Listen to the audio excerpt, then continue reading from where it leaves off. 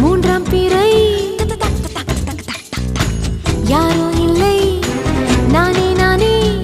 எங்கோ போகும் வந்த மேகம் கூட பூவை தோளை தொட ஆசைப்படும்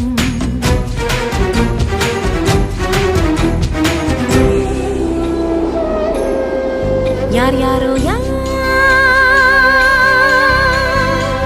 யாரோ அவன் யாரோ அவன் சன் சன் சன் சன் சன் யார் யாரோ யாரோ யாரோ யாரோ அவன்